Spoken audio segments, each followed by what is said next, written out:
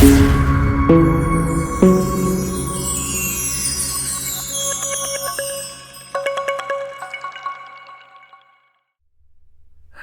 guys, and welcome back to HJW Gaming, and another season update video coming from myself and my latest season. This will be the second update, so for week 2 of the server, and I really hope you enjoy, as there's been a lot of action going on within here. So I'll jump straight into it and jump straight into the map, if I will, and show kind of what's changed. You'll see overall that quite a lot hasn't changed. Most of the teams and factions are still in the same place they were, but there's a lot more battle pings around the map now as kind of everyone gets involved. I'll look more specifically at my own faction, Gondor, first, and then I'll move on to the kind of politics around all the other factions. When I left off last time, we were fighting with Isengard and Lothlorien as well. I left off just as Isengard were sieging to get through this pass here into Caras Galadhon. So they actually were successful in doing this. We had to abort our original siege and attempted take of the tree in order to try and stop at the pass, which we were unfortunately unsuccessful with, and Isengard immediately spilled straight through this area. We at that time had a little bit of low activity and were really struggling, and Isengard very quickly pushed all the way across from the pass to this crossing, which they then went through, and they did clear us all the way back down to around, I think it was around this area here. So we had forts up all around this area, and the Isengard pushed down to here, where we then kind of stalemated for a little bit. I'd say on average, the kind of home, so this was just home in this area as well, my fellowship. I'd say the average home player was probably stronger than the average Isengard player. However, the Isengard does have 2 fully active fellowships, so around 200 players. So the strength of numbers was getting a little overwhelming, but we did manage to hold them here.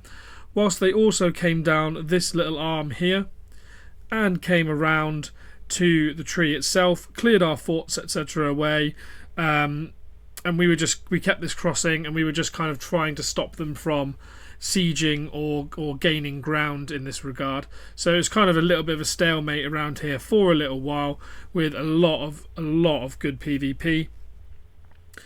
Meanwhile, we were also fighting with Lothlorien over here at this pass, which I've shown a little bit of, this tunnel, sorry, rather than pass, where Lothlorien were on this side and we were on the other side, and this was primarily being held by the Dawn Fellowship, so the other fellowship within Gondor, and sometimes we'd have to obviously rotate players between the two fronts to try and better balance our team to maintain both, but we were really struggling for quite a while to try and maintain a fight against Lothlorien and Isengard, because Lothlorien themselves do have 2 active fellowships.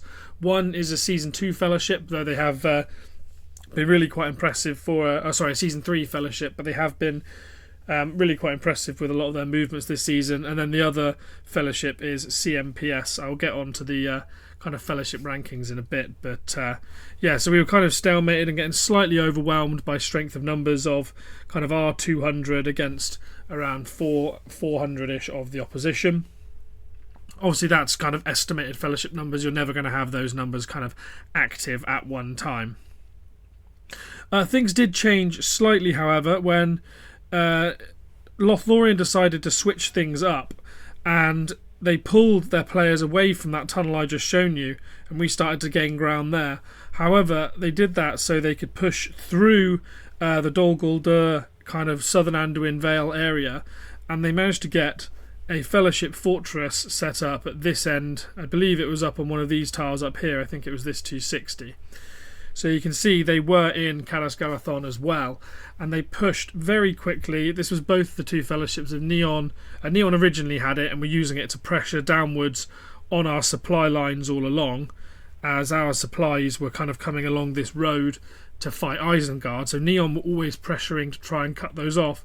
However, CMPS came over as well, and then the 2 combined did manage to press us heavily enough that we had to pull our forces back away from Isengard to this area in order to fend off the attack from Lothlorien here. which turned out to be a very good strategic move, as us at this pass over here, this tunnel, sorry, we did manage to get through. Obviously, while they'd pulled a lot of their force away, we had taken a lot of these tiles over here, but we weren't able to get through this crossing. And we'd also pushed north as well. We uprooted one or two Lothlorien players, but on the whole, we were getting kind of slightly stalemated over here. Meanwhile, the additional players brought in over this side had made all the difference and really helped them push and cut off our supply lines. So whilst we were being pressed here and had to pull back, that allowed Isengard the time to capture the tree. So Isengard actually had control of this area, I believe about 2 days ago, up until Thursday. So this is being recorded on the Saturday. So yeah, they did have this until the Thursday. The problem with that, however, is it did actually really slow Lothlorien down, as well as, of course, Isengard, being a separate faction owning the area, suddenly meant that Lothlorien's tile capture time, whilst they're trying to play the tile game, got expanded to 10 minutes to take a tile, which allowed us a lot quicker reaction, particularly as CMPS moved back over this tunnel to try and curb our progress, leaving Isengard and Neon over this side. So Neon were unable really to help, because suddenly they had this enormous tiling time and we could jump in and clear their army before that timer came down. But things were looking pretty poor for us for a little while. However, at that point, two of the smaller factions in this, well, it doesn't look like it from the map, but two of the slightly smaller, at least as far as resource power goes, factions decided to get themselves in the game, and that is Linden over here and Rohan in the south as well. So both of the western other factions decided to come and get involved, and as you can see, there are rippings here, and they both ended their non-aggression pacts they had with Isengard from the beginning and began to attack them in their territory and progress on their territory, which caused Isengard to have to push back. Now obviously that was ideal, as it allowed Gondor a little bit of breathing room, took around 200 players off the front attacking us, and allowed us therefore to progress on both of our fronts. As you could see there, we did take the tree as of yesterday, so we have now gained control of this area, and also pushed on, and immediately after that captured the pass up here as well. So we have now got control of this area, thankfully. And this will be really useful because, of course, it will reduce the enemy siege if they try and re-enter this area. Additionally, it will give us the faction bonuses of, stronger combat bonuses for owning this land. And basically just all round a pretty strong position to have, two of the three Dol Guldur areas, around our Amon Lank under our control, with the last being southern Anduin Vale. So that's kind of what happened with Gondor here, and as I've said, we have now pushed upwards, continued through the tunnel as well, as that reduced number of player pressure, the overwhelming numbers have kind of eased a little bit. We have been able to progress in all areas. Now to kind of break down this western side a little bit first, just to kind of give the background, as of course this is the season from my perspective. There'll of course be varying different opinions from everyone else in this server, I'm sure. But I'll try and break down what kind of occurred here. So Linden is a bit of a strange one in this server, in that it's made up of two different fellowships. I will show the fellowship rankings now and cover them a little bit more in depth a little bit later on. But Linden has two fellowships, so it has Fear and it has Theo as well, and both are 100-player fellowships. So again, Linden does have very high numbers of players. Now, the Theo Fellowship, for those who have watched any of my streams before, was formerly called DNSR. And DNSR in this season here, where they won the ring, was actually the kingdom partner of my fellowship Home. So we have an existing relationship with this fellowship. And so, of course, we are always in kind of discussions with them and seeing, what their kind of interest would be in becoming allies, or at least kind of assisting us in our game. However, the other fellowship of Linden, which is Fear, had been since the start of the kind of the server in Bag End, discussing with various other factions, and of course had made the non-aggression pact with Isengard, and were favourable also towards Lothlorien as well. But eventually persuasion and talks between the two Linden fellowships ended up with them coming down and deciding to join the fight thankfully on our side, on the Gondor. So we Gondor are allied to Mordor, and Linden decided to come down with us as well, as did Rohan. I'm not sure on the specifics of what led to Rohan coming to join us as well, but yeah, so they decided to join at the same time, and both attacked Isengard at the same time, which took a lot of the pressure off of us, which is really useful. If we talk to kind of the eastern side of the map as well, so as you can see, Erebor, last time we looked, was fighting here with Mordor. Mordor did manage to capture this pass.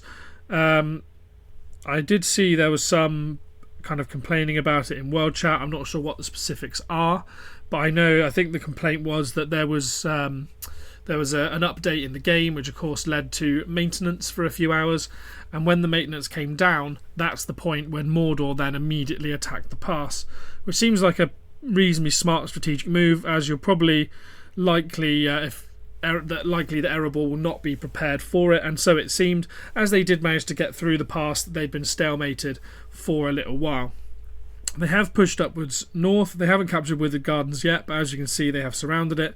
But they did capture central Mirkwood, or the Burj Kala, which has put them right on the border with Lothlorien and their passes in multiple places, as well as being right on the border of the Lothlorien capital of Elven King's Halls.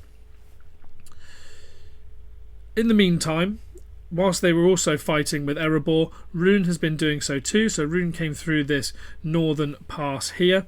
So in fact, I'd said last time that Rune had been pushed back by Erebor. Actually, they were kind of baiting them in to allow bait them towards Mordor, so then Mordor could push them back in a kind of neutral area. Whilst meanwhile, the Rune players actually came through this pass up in the north, which I wasn't expecting. So Rune came through here. You can see now Lothlorien have pushed them back, but Rune came through here and came through and took Carnan Vale, and they held this until yesterday. So Erebor was also being heavily hit by two very strong factions. Rune has two fellowships, but one fully active, and Mordor has two fully active fellowships. So Erebor were taking heavy losses. So I think at this point, as Lothlorien was being pushed back in a lot of areas, they decided it was time for them to support their allies. So you'll see some of the pings up here. I'll go through them fully again in a bit. But some of Lothlorien has come up here to support Isengard against Linden, and also they've come through this pass and come to support Erebor. So they are fighting against Rune, as you can see up here, with Erebor. As well as, I don't think they're fighting Mordor, but they are fighting Mordor over in this area anyway to maintain control of southern Anduin Vale. So that's kind of the story of the server so far. There's been a lot, as you see, the map hasn't changed much, but actually the reason and way things have come about is fairly interesting in my opinion. If I kind of talk through some of the battle pins now, as I've said, this one here is Linden fighting with the strongest fellowship in Lothlorien, which is CMPS. They're all kind of fairly small pings, a couple of around 1 million. And it seems to be that CMPS currently are winning, though Linden are putting up a fight considering they're also fighting in two different areas. As I've said, that the Linden Fellowship, one of them was in discussion with Lothlorien, so there's a bit of back and forth with Lothlorien feeling somewhat betrayed by Linden coming down on our side, which is why they've sent their strongest fellowship here, I think, to try and hammer into Linden.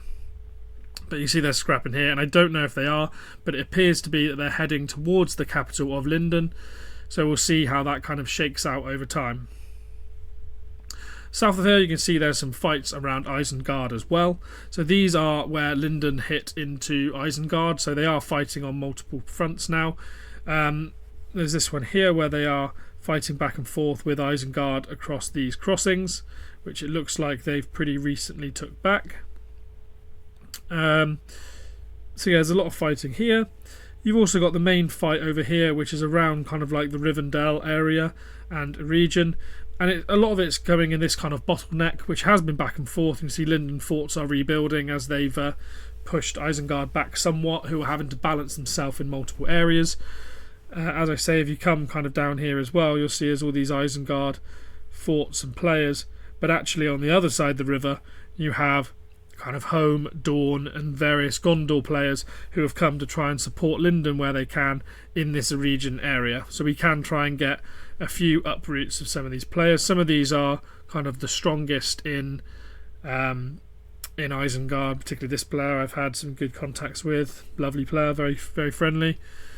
But we can get some uproots and try and support Linden where we can, at least with the Isengard side of things.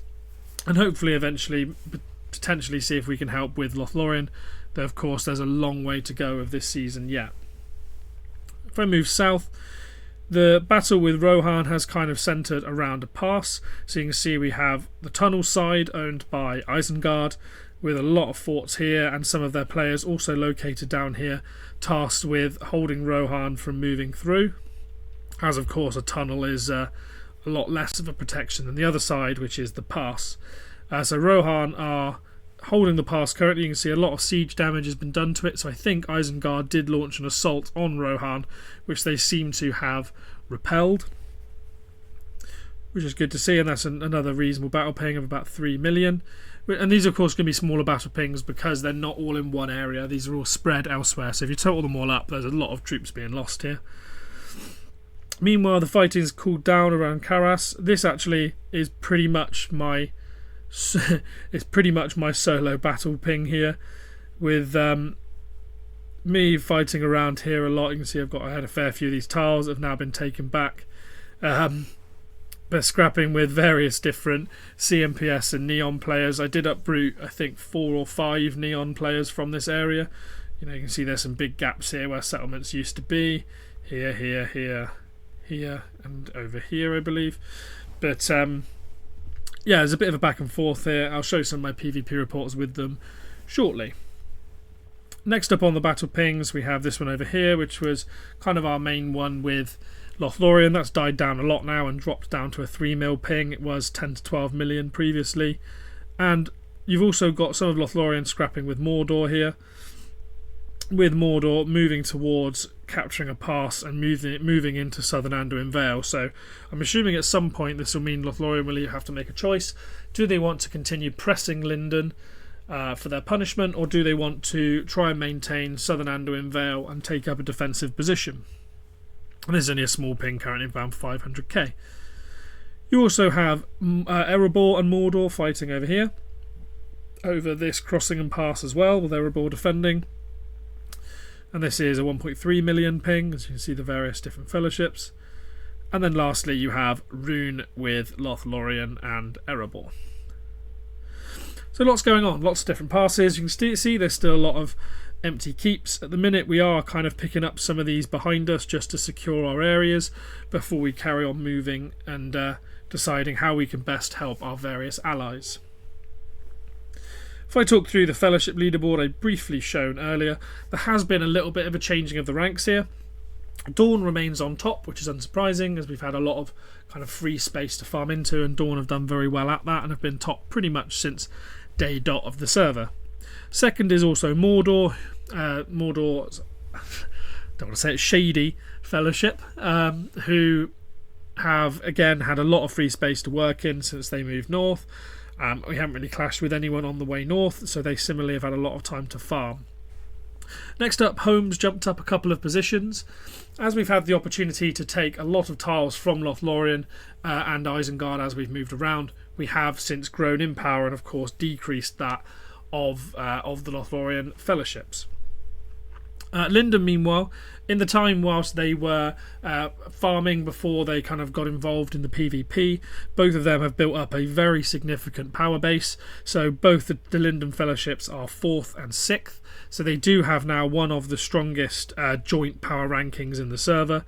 I think the second strongest actually as far as resources go, with us having 3.5 and them at 2.9. You can see they've now surpassed Isengard and Lothlorien as well. Mordor too. So yeah, they do have the second highest amount of resources in a faction on the server. Then you have the two Lothlorien factions. You have the strongest, which is CMPS, which is the mix between CMPS Companions and the Wine Fellowship, and they are at 1.5 million. Of course, they've been decreased somewhat by our progression into that area. And Neon as well, the other Lothlorien Fellowship, who, as I said, they are primarily Season 3 players. Their leader's a little bit more experienced, but most of the faction is just experiencing their first server since Season 2. And they're doing very well for that level of experience. And then you have the two Isengard factions as well, which have dropped due to the progression of Lindon and Gondor into their regions. Now maybe I should talk through a few kind of PvP reports. I'll have to dig through all these ones where I've just been dropping a few tiles. First up here is with Lothlorien. You'll see with a CMPS player called Elrond. We have leveled up. In fact, maybe it's better if I talk through my commanders first. So my main formation is the fairly meta formation of 2 damage dealers with Gandalf the White and Sauron, as you've seen previously. Only low respect Sauron, but he's slowly moving his way up towards respect 5. But our Dane is our highest leveled at level 44. We've been using our scrolls on him, and of course engaging in a lot of PvP. And of course he has our best gear as well. So yeah, he's at level 44, and then we have level 43 on Gandalf the White, Aragorn King of Men, and Sauron. Fairly low respect levels, of course, as most of our respect is still sitting in Elrond, who's been unfortunately banished to the second team. Who we have got leveled up now, so we have Frodo and Sam, Gimli, and then this kind of elven mix of Gil-galad and Elrond, which is doing reasonably well as long as you don't face someone's kind of fully fledged first team. So sorry, I'll go back to PvP reports. We had this good one here. Primary damage, of course, coming from Dane. Sauron actually doing pretty decent damage as well. And the kind of intention here is that Aragorn King of Men has a reasonable command stat. He's got the melee unit that's going to take most of the hits. Dane's going to stay alive using the Shire Protectors, which are very, very useful on commanders with very low command, as the units don't take a lot of hits, so Shire Protectors are brilliant for that. And then I just have ranged units on Sauron and Gandalf the White. I will be using Eagles on them. I'm just kind of building up my stock, similar with Swan Knights as well. I'm just trying to build up a good stock of those, as well as the Shires, so I can get a real meta formation going. But for now, this seems to be doing reasonably well. As you can see here, most of the damage coming from Dane, with King of Men chipping in as well. Doing well against a reasonably meta formation, of course. 3 commanders the same on the opposite side, as well as Elrond, who we've had success with in the past. This was reinforcements. You can see there's a couple different ones here. We had this draw, both at half armies, with myself and Mr. M. I believe this is his second formation, using a very meta formation here, and one that I think is really underrated, which is Great Beasts on Frodo and Sam, which is possibly the most overpowered combination you can have. You can also use Swan Knights in place of the Great Beasts, but they synergize so well with the medium mounted units on the other troops that I think Great Beasts are probably the best for this. Of course, they do have their their taunt, so my enemy formation prioritizes attacks as well as bonus defense, so they can sponge a lot of hits. Combined with Frodo's Ring Bearers and Masters of Bag End skill, means that they take very little damage. Meanwhile, your other damage dealers and troops can deal a good amount of damage. So this is a brilliant formation, very meta. And you can see here we're both the kind of minimalist troops, and we did pretty well here. Second team kind of didn't do particularly great here, got almost wiped by the same formation. What else have we got here?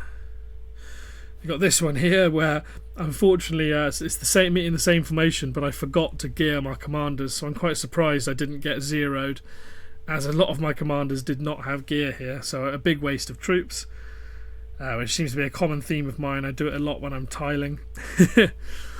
We had this one here with the same against the same player. In fact, this might be actually his second team. I think that Frodo may be his main team, but yeah, we did get the 0 here, thankfully, facing off against a reasonably, meta 220 attack AMR here. Aragorn I'm not as sold on. Gandalf the Grey, of course, is a good alternative if you don't have Gandalf the White available. with him having it in his main formation, and Boromir, interestingly, being the other choice, who did a reasonable amount of damage, but I don't think he's particularly great in my opinion, but we did get the 0 there. A few of these will be from where we've cleared out people's keeps, of course, before we've uprooted. So some of these will be against commanders that may not have gear or may not have optimal troop compositions. I don't have many Isengard reports, which I'd quite like to put out. I had a great battle yesterday with this player as well, Papifera from Neon.